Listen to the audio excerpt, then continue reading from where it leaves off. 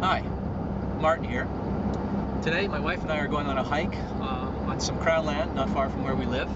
We're just driving north on Highway 11 here in Ontario. And if you've seen any of my previous videos, you will have heard me mention crown land before. And I've gotten a lot of questions and comments about crown land here on this channel and on various camping forums.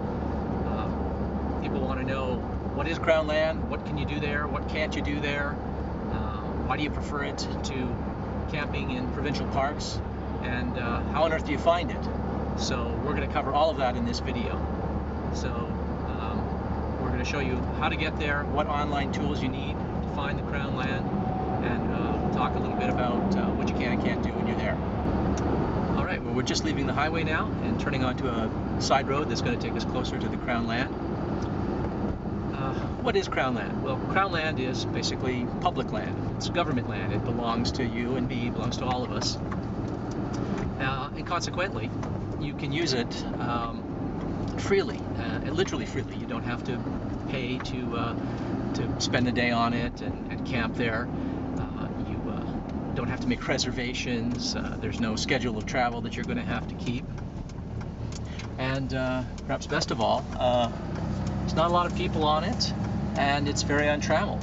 If you go camping or hiking on crown land, you're not going to bump into a ton of people. The campsites, if there are any established campsites there, are not going to be all beaten down and trammeled.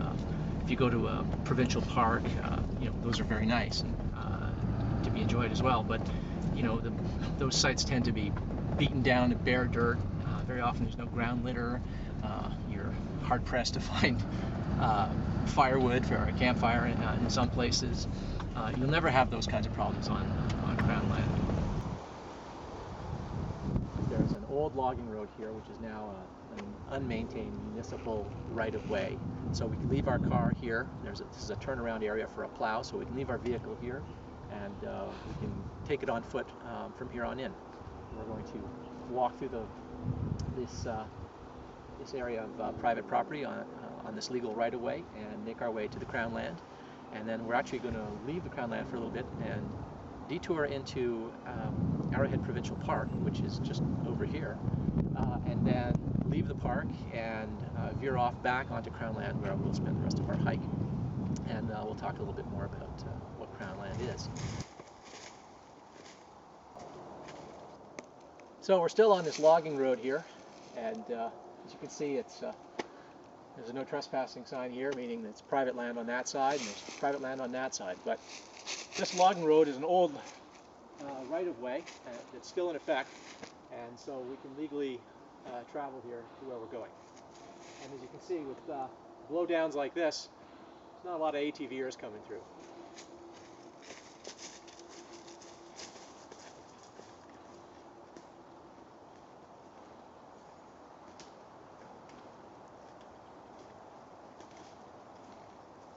We are still walking along that old logging road, and we've left the private property quite some time ago. We've been walking through crown land along this logging road for a bit, and now where this old broken fence is marks the boundary to Arrowhead Provincial Park. This logging road existed long before the park did and runs into the park.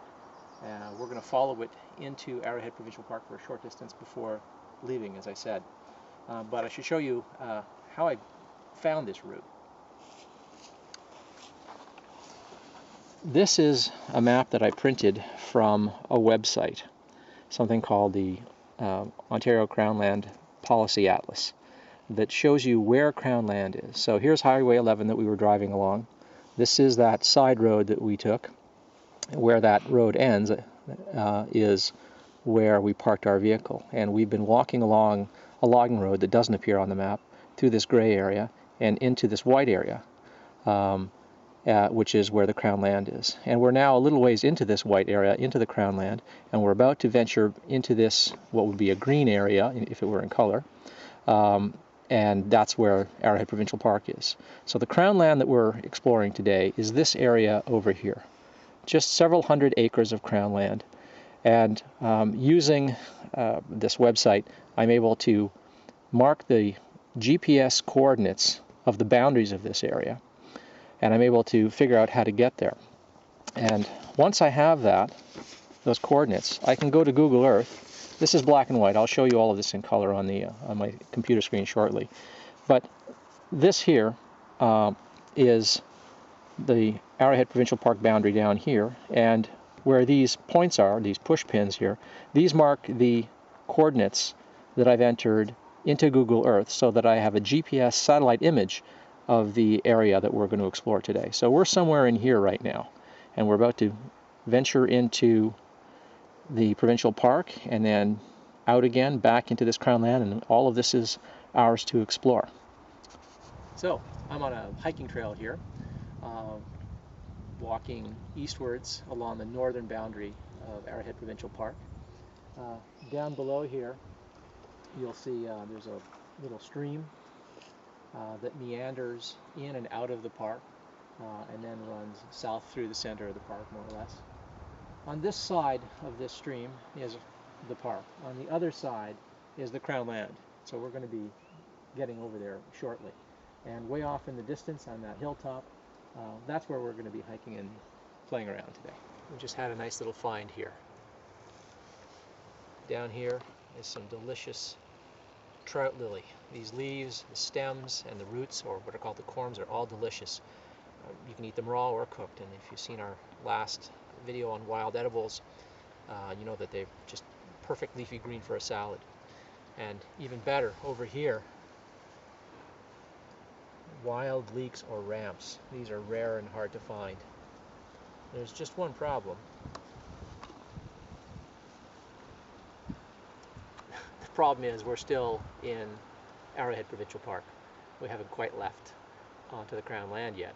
And you can't pick any of these, and I never would pick anything in a provincial park. So we'll just have to hope that we can find some of these on the Crown land. So here we are, Crown land. 20 feet in that direction is provincial park. But everything behind me here, for hundreds of acres, is Crown land. And what have we here? Trout lily. Spring beauty. Couldn't pick that right over there, but I can here.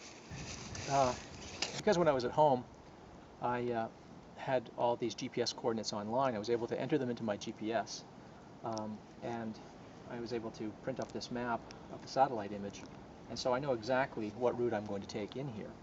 And I've marked, as I said before, the corners, the boundaries of the Crown land, and I always mark the center, and I typically head right for the center so that wherever I go, I'm not sort of accidentally trespassing on someone's private property. And I've also marked certain areas of interest like ponds and creeks and things like that based on the satellite image. We've found a really nice little spot in this hardwood forest by a babbling brook. Making a little fire here. We're cooking up a tea of wild edibles. And it's really a nice privilege to be able to do this.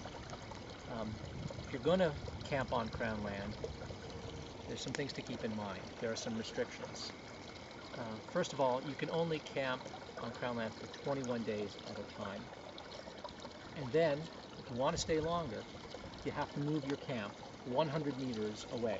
And then you can camp for another 21 days. And so on and so on. The idea is they don't want people squatting and establishing permanent camps. Something that you're allowed to do that you couldn't do in a provincial park is there's a lot of bushcraft skills that you can put into practice here. You can practice your fire making skills, provided that you're responsible. In this case, we cleared the ground of ground litter, we dug down a little bit, tore up some roots, put some stones around to create a fire ring, and we built it right next to a brook so that we could get water if we needed to, if it were to spread. So you have to be responsible about those sorts of things. You can also build lean-to shelters and debris shelters on Crown land. You just can't build permanent structures. You're even allowed to cut down live trees. Now, obviously no one wants you to go out with a chainsaw and start chopping down big trees. But I mean, if you need to cut down a few poles to clear a place for a tent, a tarp, a shelter, or something like that, it's perfectly all right. It's perfectly legal. Nobody can stop you. Nobody would. Just whatever you do build, disassemble it when you leave. If you're going to be there the next day, it's okay. But I mean, just don't leave any permanent structures behind. That's what they don't want you to do. That's against the law. You can also hunt and fish, provided that hunting season and fishing season are on, and you are hunting and fishing for things that are in season, and that you are licensed to do so.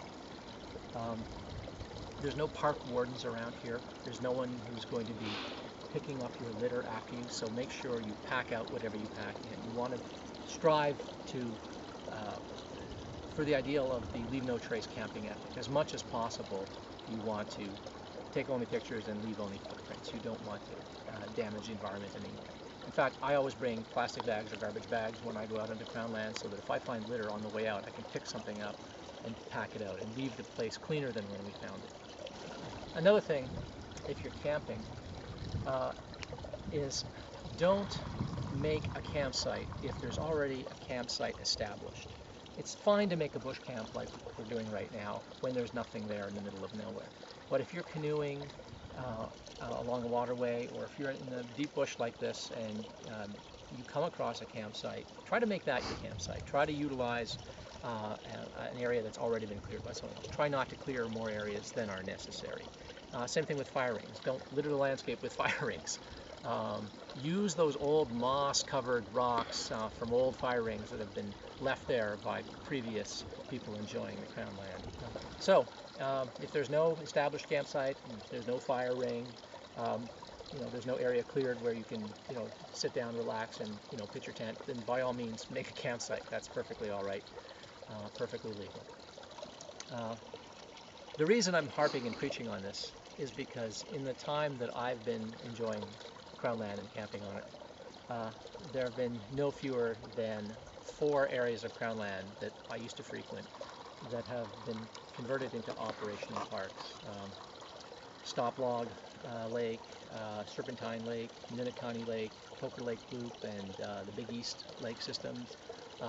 Those are all now operational provincial parks with fees and regulations and reservations required, and schedules for camping there. And they had to do that because they were badly used. They were overused and badly used. People were irresponsible, and in order to save those places and generate revenue to manage them, they had to be turned into operational parks. I actually agonized a little bit about making this video. I had intended to make this video over a year ago, and I haven't been hot about it because Crown land camping, for those of us who do it, is a little bit like having a secret fishing hole. You don't want to tell too many people. You're sort of worried that it'll be overrun. You'll let the cat out of the bag. But that's just selfish and short-sighted. Really what we need is more people to know about it and go out there and discover it. If people don't know about it, and most campers don't, they camp in parks and they have no idea of this. But if we don't know that it exists out here, then we can never value it. And if you don't value it, you'll never work to protect it. So get out there and discover some Crown land if this appeals to you, and you'll value it. And then you'll be inclined to protect it. If we don't protect it, then eventually, in the fullness of time, it's going to get logged and mined and developed, and until finally all we have are little islands of isolated greenery called parks to camp in, when right now we just have this incredible gift here that we need to take advantage of and enjoy and cherish and protect. So if you love the outdoors, and if what I've said so far appeals to you, if you like the idea of going out and not having to make reservations, keep to a schedule, pay park fees, and deal with a lot of other people and in heavily impacted campsites, and you want a sort of a more primitive and authentic camping experience, give Crown land camping a try.